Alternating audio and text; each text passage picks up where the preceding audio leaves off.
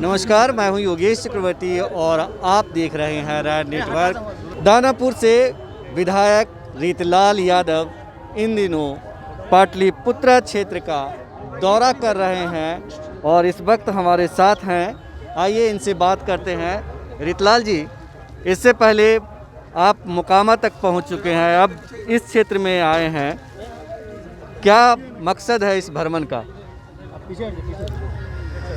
मकसद साफ है। जब 2015 में हमारे बिहार में नगर निकाय का चुनाव हुआ था, उसके बाद में नगर निकाय के माध्यम से एमएलसी का चुनाव हुआ था। उस दरमियान हम यहाँ से प्रत्याशी के रूप में खड़े हुए थे। उस वक्त हमें बहुत कम लोग जानते थे या पहचानते थे और हम एक कठिन दौर से गुजर भी रहे थे। कठिन दौर था मेरा, विरोधियों के माध्यम से हमें जेल भेज दिया गया था षड्यंत्र रचकर। उस कठिन दौर में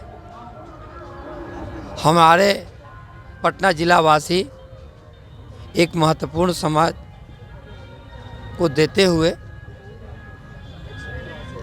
अपना कीमती वोट, अपना कीमती समय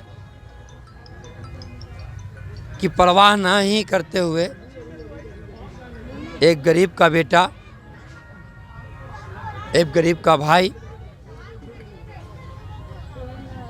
एक समाज सेवी को लोगों ने अपना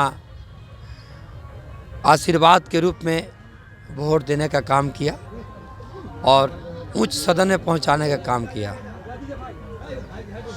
आज हम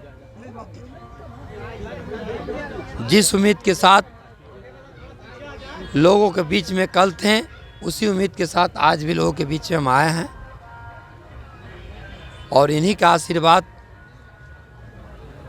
का देन है जो न्यायालय के माध्यम से हमको न्याय मिला और आज इन सभी लोगों के बीच में हम हैं। मेरा सबसे पहली सोच था कि जिसने बगैर जाने पहचाने सुने समझे हमें अपना बेटा भाई के रूप में देखा है, सबसे पहला प्राथमिकता मेरी बनती है कि हम उन लोगों के आदर सम्मान के प्रति एक दूसरे को जागरूकता के रूप में लेकर जाएं और उन लोगों से अभिवादन स्वीकार करें। और आज वो चीज़ हमें मिल भी रही है। जिस रूप में कल हम कभी कुछ सोचे नहीं थे और आप सभी भाई बंधु माताओं के बीच में आने के बाद हमें सब कुछ मिल गया था। समय आने पर उम्मीद करते हैं कि जिस रूप में एकत्रित सभी भाई बंधु हैं, आने वाला समय में उसी रूप में आशीर्वाद देने का काम करेंगे। आने वाला समय जून में फिर एक बार एमएलसी का चुनाव होगा, आपका इशारा उस तरफ है? चुनाव में भी समय है, समय आएगा तो आपसे बात होगी। कहते हैं कि राजनीति संभावनाओं का खेल है। कई राजनीतिक विश्लेषक ये भी कह रहे हैं कि रीतलाल यादव जी की महत्वाकांक्षा कुछ और है और जो अब आरजेडी में हैं आप, तो आरजेडी पाटलिपुत्रा सीट को अपने नाम करना चाहती है और रीतलाल जी जो है दिल्ली का दरबार में जाना चाहते हैं, लोकसभा में जाना चाहते हैं। हमारे पार्टी के मुखिया, हमारे अभिभावक माननीय श्री लालू प्रसाद यादव जी हैं, उन्हीं का आशीर्वाद दिया हुआ, उन्हीं के सब कुछ समर्पित किए हुए हमारे आज के समय में विरोधी दल के नेता तेजस्वी प्रसाद यादव जी हैं। ये दोनों गार्जियन और भाई के नेतृत्व में हमारा आरजेडी का जो भी आदेश होगा वो पालन किया जाएगा। कहते हैं कि जो अगर रामकृपाल यादव को कोई पटकनी दे सकता है तो इसका मादा सिर्फ और सिर्फ रीतलाल यादव में है। और इसीलिए जो है रीतलाल यादव जी है जो आगे का फ्यूचर देख रहे हैं, उनकी नज़र 2024 के लोकसभा चुनाव पे है।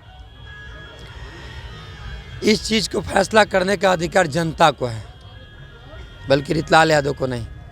जनता जो चाहेगी, जो आशीर्वाद के रूप में देना चाहेगी, हम स्वीकार करेंगे। एक चीज़ बताइए कि बिहार की राजनीति गरमाई हुई है। नीतीश जी के 6 विधायक अरुणाचल में जो है बीजेपी में मिल चुके हैं और आपके कई बड़े नेता शिवानंद तिवारी जी, उदय नारायण चौधरी जी नीतीश जी को कह रहे हैं कि अब कुर्सी का लोभ छोड़िए और तेजस्वी जी की ताजपोशी कर दिल्ली की ओर रुख कीजिए।